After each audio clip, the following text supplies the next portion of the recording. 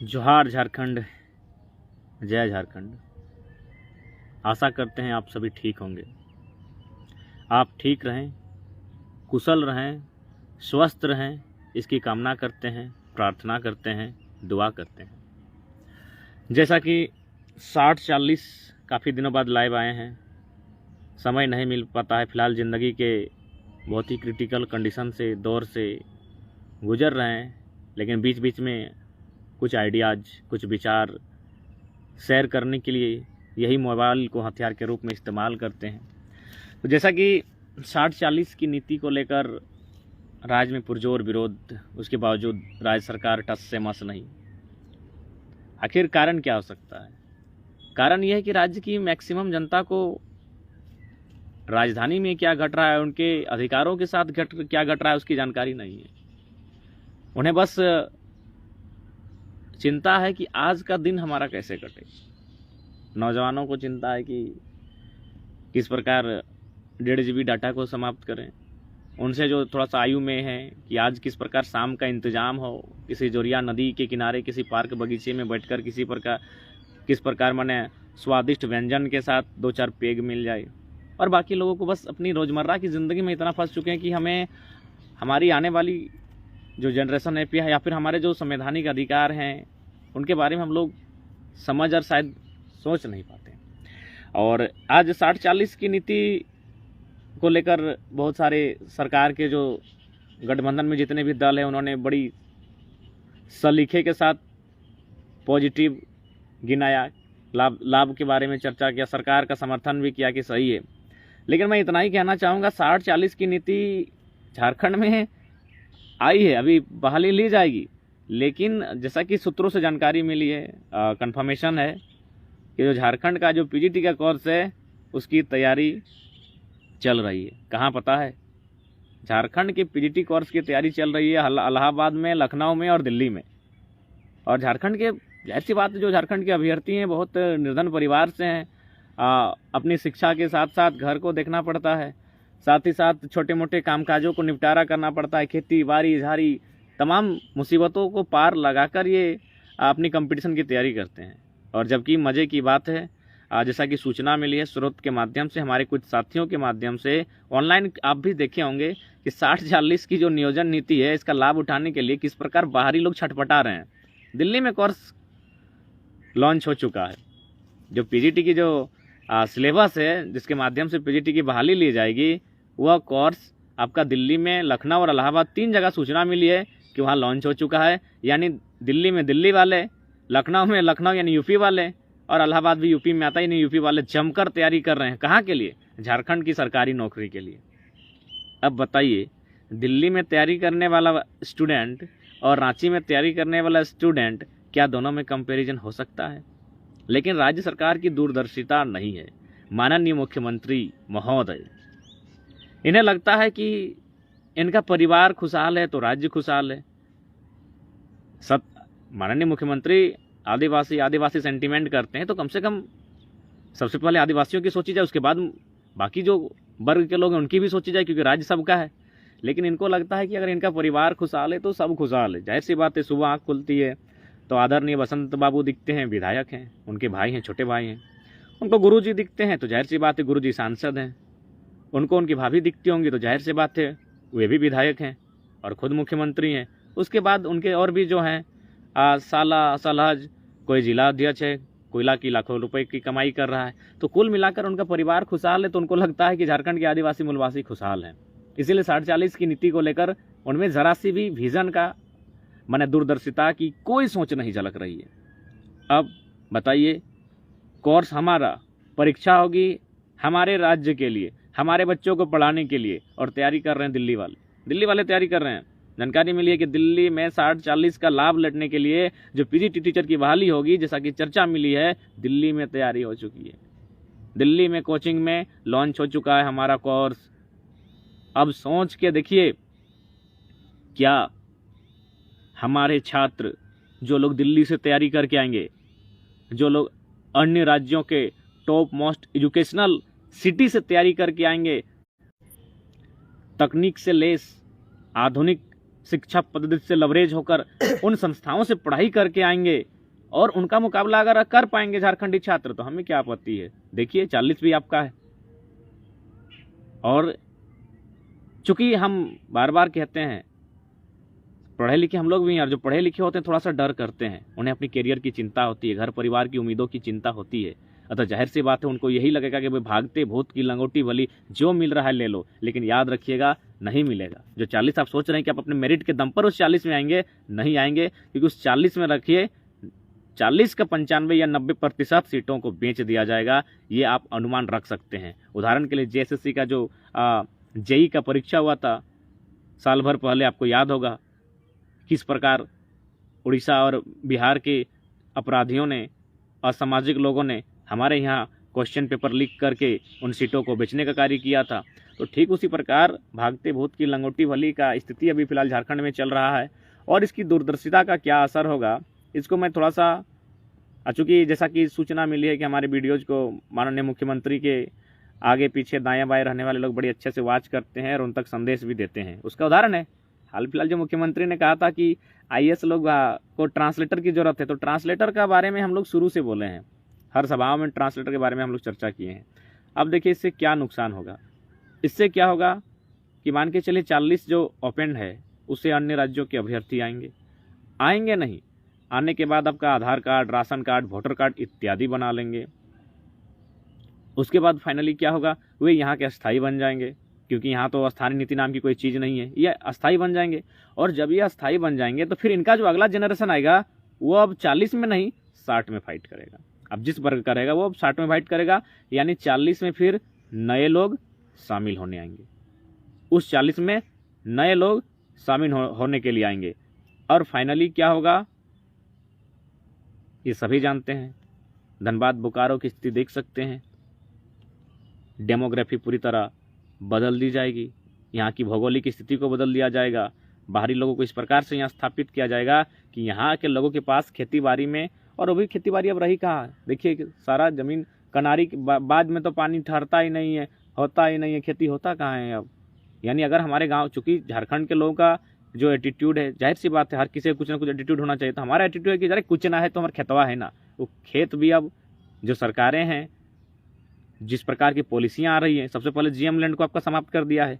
GM land माने क्या, जहर थान, बुढ़ा थान, सरना, मसना, जहाँ मंदिर मस्जिद इत्यादि है, फुटबॉल का मैदान है, क्लब है, वही ना जीएम लैंड था। और जीएम लैंड किसी के बाप का थोड़ी था, रैयत का था, लेकिन उसे लैंड बैंक बनाकर कंपनी को बेच दिया गया है। तो ठीक उसी प्रकार हमारे लोगों को ये लगता है कि खेती बाड़ी है, बाप का खेत है, लेकिन उसमें पानी नहीं है। उदाहरण देख सकते हैं, कई विधायक सांसद हजारों हजार एकड़ जो खेत था उसको खरीद चुके हैं, वहाँ कोई स्कूल, कोई कॉलेज बना चुका है। रीजन कि वहाँ अगर पानी चला जाएगा तो किसान खेती करेगा, किसान खेती करेगा तो समृद्ध होगा। इसीलिए नेताओं ने क्या किया, 400-500 रुपये प्रति डिसमिल उस जमीन को ही खरीद लिया। तो इसलिए आज मेरा मानना है इस 60-40 से माननीय मुख्यमंत्री अपनी दूरदर्शिता की सोच को दिखाएं, और जिससे कि जो नुकसान हो रहा है इस राज्य को, उस राज्य को नुकसान होने से बचाएं। बाकी बाहरियों का क्या है, उनको तो भाई जलन होगा ही। देखो विशाल कुमार को जलन होना शुरू हो गया है, उसको नहीं ना समझ में आएगा किस प्रकार हम लोग का बाप दादा यहाँ कट के जेल जाके बर्बाद होके राज लिया है। वो तो डोका फाड़ के दांत खिसके तैयारी में है हमारी नौकरियों को, हमारे अधिकारों को हड़पने के लिए। ठीक है विशाल बाबू, स्वागत है, आइए लूटिए लूटिए, झारखंड जैसा राज्य थोड़ी मिलेगा, मजे से लूट लीजिए। तो ठीक उसी प्रकार यहाँ की डेमोग्राफी, हर चीज़ को बदला जाएगा। आपका परीक्षा होगा हमारा यहाँ, परीक्षा हमारा यहाँ, और दिल्ली में, इलाहाबाद में, पटना में तैयारी होगी उस कोर्स की। तो आप समझ सकते हैं कि किस प्रकार जो ओपन टू 40 आप देख रहे हैं 40 में, उसमें आपका क्या स्थिति होगा। तो इसलिए मेरा मानना है कि राज्य के प्रत्येक नौजवान, प्रत्येक युवा को आने वाले अपने भविष्य का चिंतन मंथन करने की आवश्यकता है। यदि हम आवश्यकता नहीं रखते हैं तो मेरा मानना है धनबाद की जो स्थिति हुई, जो स्थिति बोकारो की हुई, वो स्थिति बाकी जो अभी गांव बचे हैं उनकी भी संभावना हो सकती है। और माननीय मुख्यमंत्री को, महोदय को शायद यही लगता है, एक बात याद रखिए, आदिवासी अगर सुरक्षित है तो उसका आवरण मूलवासी है, और मूलवासी यदि सुरक्षित है तो उसका आवरण आदिवासी है। अगर इनमें से किसी एक को भी क्षति हुई तो नुकसान दोनों को होगा। इसीलिए माननीय मुख्यमंत्री, यदि आपको ऐसा लगता है कि नहीं आदिवासी सेफ है, यदि आपको लगता है कि जो उनका रिजर्वेशन का कोटा है उसके माध्यम से सेफ है, तो आप गलत सोच रहे हैं। अन्य राज्यों के जो अभ्यर्थी हैं वह उस कोटे में भी फर्जी सर्टिफिकेट के माध्यम से इंटरफेयर कर रहे हैं। इसका ताज़ा उदाहरण हाल फिलहाल का 2 एग्ज़ाम है। इसलिए इस बात से यदि आप सोच रहे हैं और इस बात को अगर तर्क लगा रहे हैं कि नहीं हम तो आदिवासी हितैषी हैं और तो उनका 26% का कोटा है, उसमें कोई इंटरफेयर नहीं होगा, तो मेरा मानना है अन्य राज्यों के लोग अन्य राज्यों के हैं, उन्हें कोई वास्ता नहीं है, वो कब इंटरफेयर करेंगे इसकी आपको भनक तक नहीं लगेगी। इसलिए इस गुमान में ना रहें कि नहीं यहाँ नुकसान आदिवासी को नहीं होगा क्योंकि उनके पास रिजर्व का कोटा है। अरे भाई रिजर्व से क्यों, अगर उनमें काबिलियत है तो 40 में भी आते हैं। और दूसरा बात, आप ये ना सोचें कि इससे नुकसान ओबीसी को होगा, क्योंकि आप कहीं ना कहीं आप अपने भाषणों में ओबीसी विरोधी अपने आप को जता ही देते हैं कि हमको सिर्फ सबके वोटों की आवश्यकता नहीं है। तो इसलिए अगर आप इस तरह की मानसिकता के कारण अगर सोच रहे हैं कि 40% से आपके लोगों को नुकसान नहीं होगा, तो मेरे हिसाब से आप गलत सोच रहे हैं, क्योंकि ये झारखंड है और जो आदिवासी, हालांकि ये झारखंडी शब्द हुआ करता था, लेकिन न जाने किन लोगों ने आदिवासी मूलवासी बनाया, तो फिर भी उसी 2 शब्दों को डिफाइन करते हैं कि अगर आदिवासी अगर सुरक्षित है तो उसके लिए कहीं ना कहीं मूलवासी उसका आवरण है, कवच है, और यदि मूलवासी सुरक्षित है तो आदिवासी उसका कवच है। यानी दोनों मिलकर ही राज्य पूरक बनता है और राज्य पूरा होता है। अतः आप अगर इस तरह सोच रहे हैं कि 40% में नुकसान नहीं होगा, तो मेरा मानना है बहुत भूल कर रहे हैं। और उदाहरण है, इससे पहले 2016 में 17-18 में जो भी बहालियाँ आई हैं, खासकर शिक्षक की जो बहाली आई थी, उसमें आपका 75% ओपन टू ऑल का जो कैटेगरी था, उसमें अन्य राज्यों के अभ्यर्थी आए थे, उसमें अन्य राज्यों के अभ्यर्थी आए 75%। जो सहायक अभियंता का बहाली आपका 15 नवंबर 2022 को क्लियर हुआ, उसमें 93% आपका अन्य राज्यों के अभ्यर्थी वैकेंसी में क्लियर हुए। तो इसलिए मेरा मानना है आप कम से कम इस बात को लेकर सचेत हो जाइए कि राज्य को क्या नुकसान होगा।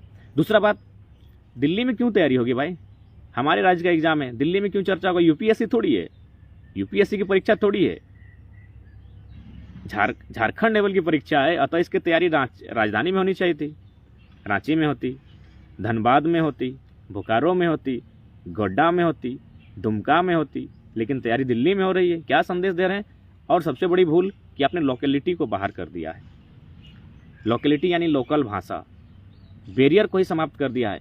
हमारे कुछ साथी राजस्थान गए थे आपका टीचर बहाली में, उन्होंने राजस्थान टीचर बहाली में संविधान का अनुपालन किया और फाइनली क्या किया, शायद कुछ इंटरव्यू में बाकी लोग का छटनी कर दिया। यानी ऐसा नहीं उन्होंने मौका नहीं दिया, लेकिन आप जो कहते हैं अन्य राज्यों के अभ्यर्थियों को मौका मिलेगा, आप उसे उन्हें रोकेंगे कैसे? क्योंकि आपके पास तो लोकल लैंग्वेज का बैरियर है नहीं। आप झारखंड की भाषा संस्कृति को लेकर कोई चैप्टर रखे नहीं है, मार्क्स आप देंगे नहीं, तो फिर क्या फ़ायदा होगा?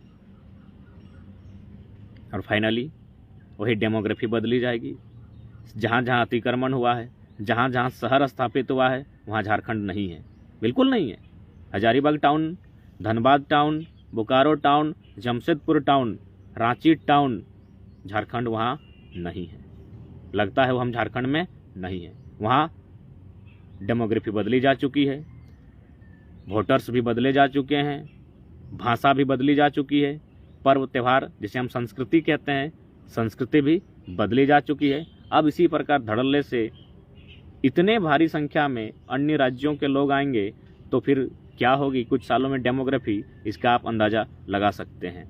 और एक बात, जैसा कि यदि आपको लगता है कि एक बात याद रखिए, मैंने बार बार कहा कि आदिवासी मूलवासी दोनों एक दूसरे के पूरक हैं, दोनों ही इस राज्य के लिए ज़रूरी हैं। लेकिन यदि आपको ऐसा लग रहा है कि आपको आपके आदिवासी, क्योंकि आप बार बार इसी बात का तर्क देते हैं, दलील देते हैं कि नहीं भाई हमें बाकी लोग वोट ना करें, सिर्फ आदिवासी और कुछ वर्ग का आप चर्चा करते हैं कि अगर हमें वोट देंगे तो हम जीत जाएंगे, जो कि एक मुख्यमंत्री के पद पर होकर आप शर्मनाक बयान देते हैं। तो मैं ये बात कहना चाहूँगा कि मान के चले जिस दिन जनगणना होगी, क्योंकि अंदरूनी आंकड़े कुछ प्रशासनिक अधिकारियों के साथ एक दिन हम लोग बैठे थे, उन्होंने बताया कि 36,000 प्रत्येक साल आंकड़ा है कि 36,000 लोग झारखंड में आकर बस रहे हैं।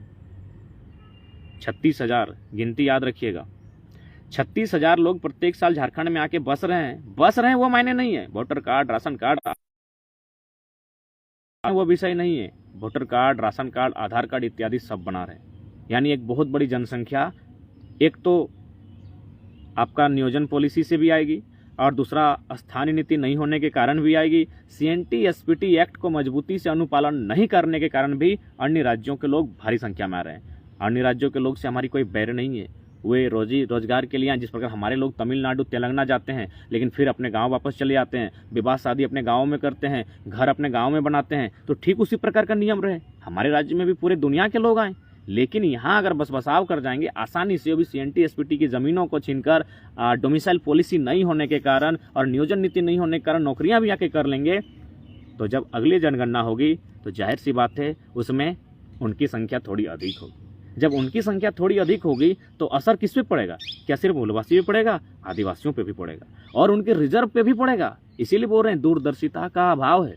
आप अगर सोच रहे हैं कि हम लोग कुछ भी बोल दे रहे हैं, लोगों को भड़का रहे हैं, हम भड़का कहाँ रहे हैं भैया? हम लोग तर्क दे रहे हैं जो चीज़ों को साल भर से हमने देखा, किस प्रकार यहाँ की डेमोग्राफी बदली जा रही है, किस प्रकार झरिया विधानसभा का वोटर को सिंदरी भेजा जा रहा है और बागमारा विधानसभा का वोटर को तोपचांची भेजा जा रहा है। आप क्या सोच रहे हैं? आने वाले 20 साल में पूरी प्लानिंग है कि खासकर जहाँ से पैसा की उगाही होती है वहाँ लोकल विधायक ही न बने। बिल्कुल बिल्कुल, जहाँ से पैसा की उगाही होती है यानी कोयलांचल का क्षेत्र और कुछ हिस्सा हल्का सा आप कह सकते हैं जहाँ कोलियरी बेल्ट है, लेकिन मुख्य रूप से धनबाद, बोकारो, वहाँ पूरी तैयारी है वोटर्स बदलने की, क्योंकि गांव के लोगों को पता ही नहीं कि वोट कहाँ देना है। हमारे लोगों को तो इंतजार रहता है शाम का, चखना दारू मुर्गा मिल जाए जिंदगी मस्त है, और उनको इंतजार है 5 सालों का, किसी को इंतजार है 10 सालों का कि कैसे बदलेंगे, कैसे अपने वोटर्स को यहाँ स्थापित करेंगे, कैसे यहाँ हमारा दबदबा होगा। उदाहरण दे रहे हैं, एकदम सॉलिड उदाहरण दे रहे हैं, हम बार बार देते हैं। झरिया जानते हैं आप, सबसे पहले सबसे ज़्यादा अगर कहीं अतिक्रमण हुआ है तो झरिया में हुआ है मेरे साथियों। कोयला के कारण सबसे ज़्यादा अतिक्रमण झरिया में हुआ है। अब क्या हुआ? झरिया झारखंड की पहुंच से बाहर हो चुका है। झारखंड की पहुंच माने झारखंड के लोग वहां विधायक नहीं बन पाएंगे। जब उन्होंने देखा कि झरिया में तो अब ये झारखंडी लोग, खतियानी लोग, रैयत लोग, यहाँ का जो मूल लोग है उन लोग तो कुछ नहीं कर पाएगा, नाक पटक, नाक रगड़े, सर पट के यहाँ कुछ नहीं होगा। तब उन्होंने क्या किया? झरिया की लगभग 1 लाख आबादी को अब सिंदरी ट्रांसफ़र कर रहे हैं, यानी सिंदरी भेज रहे हैं। वही झरिया की आबादी को माने मकान अलॉटमेंट करते हुए विस्थापित का नाम देकर सिंदरी भेज रहे हैं। 1 लाख पॉपुलेशन, यानी सिंदरी विधानसभा भी खत्म हो जाएगा। उसके बाद देखिए जो धनबाद की आबादी है वो धीरे धीरे बरवड्डा, राजगंज, कोटालड्डा, तोपचांची आ रही है। आप क्या सोच रहे हैं? 2 वोटर ID वाले हैं वे लोग, 2 वोटर ID वाले हैं। हमारी तरह आपकी तरह डरपोक नहीं है भैया। वे दोनों जगह वोट करेंगे, दोनों जगह मतदान करेंगे। यदि किन्हीं को मजाक लगता है आइएगा 2024 में, बेरमो घुमाएंगे, खासकर बेरमो घुमाएंगे। 2024 में आइएगा, बेरमो घुमाएंगे और कहाँ से वोटर्स आते हैं, कैसे आते हैं, फिर कहाँ चले जाते हैं, ये सारी चीज़ें दिखाएंगे। तो ये चीज़ें चल रही है, लेकिन ये लोग सो रहे हैं। तो इसलिए माननीय मुख्यमंत्री महोदय, अगली जब जनगणना होगी सबका परसेंटेज आबादी का घटेगा। जब परसेंटेज आबादी का घटेगा तो आरक्षण की सीमा भी घटेगी, हो सकता है आरक्षित सीटों की सीमा भी घटेगी, और हो सकता है ये राज्य में जो अनुसूची 5 है, अनुसूची 5 भी संकट में आएगा। अभी अनुसूची 5 पूरा है कहाँ झारखंड राज्य में? कुछ ही जिलों में है ना, कुछ ही जिलों में अनुसूची 5 का अनुपालन होता है। तो अनुसूची 5 का मतलब क्या? आदिवासियत को एक रक्षा कवच। अरे भाई, जब उस राज्य में, उस जिला में आदिवासियों की संख्या कम हो जाएगी और अन्य लोगों की संख्या ज्यादा हो जाएगी तो फिर क्या फायदा उस अनुसूची 5 का? और क्यों वहां रहेगा अनुसूची 5 ऐसे कंडीशन में? तो इसलिए दूर की सोचिए। अनुसूची 5 को अगर जिंदा रखना चाहते हैं तो बाहरियों के लिए बैरियर लगाइए। क्यों आएंगे हमारे राज्य में? हम लड़कर, कटकर, बर्बाद होकर, जेल जाकर, मर कर, मार खाकर, मर कर लिए हैं राज्य। क्यों आएंगे भाई? क्यों आएंगे अन्य राज्यों के लोग? क्यों उनसे हमारा आए, रोजी रोजगार के लिए आए, छोटा मोटा बिजनेस के लिए आए। जिस प्रकार हमारे लोग तमिलनाडु जाते हैं, जिस प्रकार हमारे लोग तेलंगाना जाते हैं, महाराष्ट्र जाते हैं, हैदराबाद जाते हैं, गुजरात जाते हैं, सूरत जाते हैं, चंडीगढ़ जाते हैं, उस तरह आए? किसने मना किया है भाई? हमारे लोग जिस तरह जाते हैं अन्य राज्यों में, कमाते हैं, खाते हैं, फिर घर में आकर अपना बहन का विवाह करते हैं, घर में आकर कुछ छोटा सा बिजनेस शुरू करते हैं, एक कहीं जमीन का टुकड़ा लेकर कहीं आपका घर बनाते हैं, उसी तर्ज पर आए। और नहीं तो यदि आपको लगता है दूर की नहीं अगर सोच पा रहे हैं तो 20 सालों का इंतजार कीजिए। आप भी अभी जवान हैं, 45 वर्ष के आसपास के हैं, यानी जाहिर सी बात है अभी आपकी उम्र और 45 है, और दुआ करते हैं 100 साल जिए, क्योंकि आपसे हमारी विचारों की लड़ाई है, आपसे नहीं। आप झारखंडी हैं, माननीय मुख्यमंत्री आप झारखंडी हैं, तो आपसे हमारी वैचारिक लड़ाई है।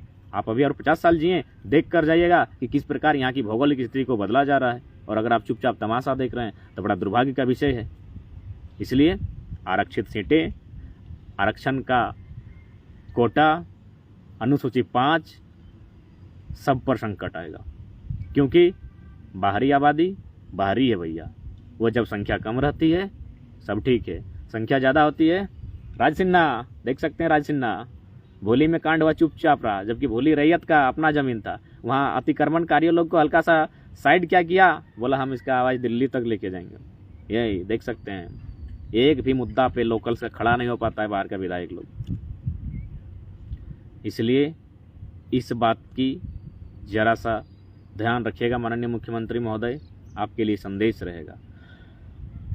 और साथ ही साथ मजदूर दिवस, जैसा कि हम लोग सुनते हैं कि शिक्षक दिवस में शिक्षक का सम्मान होता है, चिल्ड्रन डे में बच्चों को टॉफियाँ खिलाई जाती हैं, मदर डे में केक इत्यादि काट कर माँ का सम्मान किया जाता है, फादर डे में पिताजी का सम्मान किया जाता है, सिस्टर डे में सिस्टर का सम्मान होता है, डॉटर डे में डॉटर का। लेकिन क्या मजदूर दिवस में कभी सुना है कि किसी मंत्री ने, विधायक ने, कलेक्टर ने किसी मजदूर को लाकर उसका चरण धोकर उसे अच्छा कपड़ा पहनाकर अच्छा खिलाया होगा? बस मजदूर दिवस का नाम है मजदूर दिवस, लेकिन छुट्टी मिलती है सरकारी बाबू लोग को। मजदूर तो आज भी ड्यूटी में गया होगा। कार्ल मार्क्स ठीक कहते थे कि दुनिया के मजदूरों एक हो जाओ, तुम्हारे पास जंजीरों को खोने के अलावा कुछ नहीं बचा है। आज कार्ल मार्क्स का वो कथन सही साबित हो रहा है। मजदूर अगर चाहें तो इस राज्य में, इस देश में बदलाव आ जाएगा। बस उन्हें थोड़ा सा परित्याग की भावना करनी होगी, थोड़ा सा एग्रेसिव होना होगा। एग्रेसिव ये होना होगा कि उन्हें 1 महीना के लिए एकदम सारा काम ठप कर देना है। आसपास के जो भी जंगल मिलता है वहाँ चले जाएं, और जंगल में जो भी मिलता है खाने को खाएं। मजदूर यानी प्रत्येक दिन उसे कुछ ना कुछ पैसे चाहिए जिससे वो खरीद कर खा सके। तो आसपास का जंगल, उसमें जो मिले जंगली फल फ्रूट्स पात जो भी मिले, 1 महीना किस तरह का तकलीफ से काट लेता है, तो हमको लगता है कलेक्टर का बेटा भी आकर बाथरूम साफ करने लगेगा। उसको भी तो आभास होना चाहिए दर्द तकलीफ क्या होता है। अभी एसी पंखा से हम लोग, एसी और पंखा और कूलर से बाहर नहीं निकल पाता है ना, उस समय मंत्री का बेटा को भी आभास होगा। मजदूर का क्या महत्व है, इसका आभास उनको भी होना चाहिए। इसलिए मेरा मानना है मजदूर अगर बदलाव, भगत सिंह भी कहते थे कि हमारे असली सैनिक कारखानों में हैं, असली सैनिक खेतों में हैं, खेतों में यानी किसान, और कारखानों में यानी मजदूर। ये हमारे असली सैनिक हैं, यही हमारे असली सैनिक हैं। तो मजदूर इस राज्य के, इस देश के असली सैनिक है। और वास्तव में आज़ादी तभी आएगी जब आज़ादी में मजदूरों का और किसानों का योगदान होगा। लेकिन आज भगत सिंह ने एक चिंता जताई थी कि आज़ादी हम तो अंग्रेज़ों से छीन लेंगे, उठा के पटक के मार के जैसे भी छीन लिए, सपोज दैट, अब छीन ही लिए हैं। लेकिन क्या हुआ आज़ादी गांव, गरीब, किसान, मजदूर, लाचार, बेबस, उन तक जा पाएगी?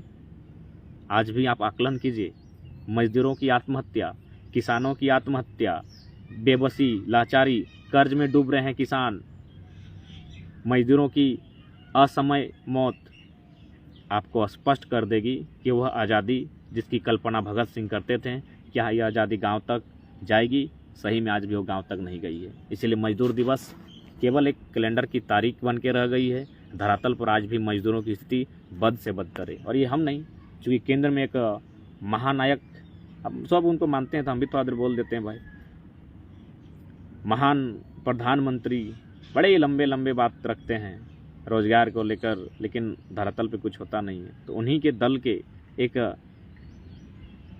श्रेष्ठ राजनेता माननीय स्वर्गीय अटल बिहारी वाजपेयी ने कहा था कि कलकत्ता के फुटपाथों में जो नंगे बदन आंधियाँ सहते हैं, उनसे जाकर पूछो वो 15 अगस्त के बारे में क्या कहते हैं। अगर इस बात को एक आम आदमी बोलेगा कि 15 अगस्त के बारे में क्या कहते हैं, तो शायद वो देशद्रोही कहा जाएगा। लेकिन देश के प्रधानमंत्री ने कहा था कि कलकत्ता के फुटपाथों में जो नंगे बदन आंधियाँ सहते हैं, उनसे जाकर पूछो वे 15 अगस्त के बारे में क्या कहते हैं। ये आज़ादी अधूरी है। बिल्कुल, आज भी मजदूरों की दशा, किसानों की दशा। तो इसलिए मजदूर दिवस की सार्थक बधाई तभी होगी जब मजदूरों के चेहरे पर सिकन नहीं, मुस्कान होगी। निराशा, हताशा नहीं, एक हल्की सी, छोटी सी, खुशनुमा मुस्कान होगी। लेकिन फिर भी कार्ल मार्क्स का वो कथन कि दुनिया के मजदूरों एक हो जाओ, तुम्हारे लिए जंजीरों को खोने के सिवा और कुछ बचा नहीं है। आज मजदूर अगर बदलाव चाहते हैं तो थोड़ा सा अपने आप को तपाना होगा, उन्हें गलाना होगा। मेरा मानना 1 महीना के लिए सारा कामकाज एकदम रिजेक्ट करके, एकदम आंदोलन करते हुए जंगलों में चले जाएं और अपना जीवन 1 महीना जंगलों में जो भी आहार मिलता है उससे काटें, और कलेक्टर के बेटे को भी अपना किचन संभालने दीजिए। तब पता चलेगा कि मजदूर का दर्द क्या होता है। लेकिन चूँकि हम लोग सेक्रीफाइस नहीं कर पाते और आसान भी नहीं है, लेकिन फिर भी कुल मिलाकर किसान और मजदूर ही वास्तविक आज़ादी दिला सकते हैं। ये मेरा नहीं, युग नायक भगत सिंह का कथन था। राजेश दा का कमेंट से बिल्कुल 100% सहमत हैं। जब बात नीति नियम से ना बनती है तब मरता क्या नहीं करता, ऐसी परिस्थिति सत्ता के हुक्मरान तैयार करते हैं। ठीक है, बाकी सबको जोहार रहेगा। जय झारखंड, जोहार झारखंड।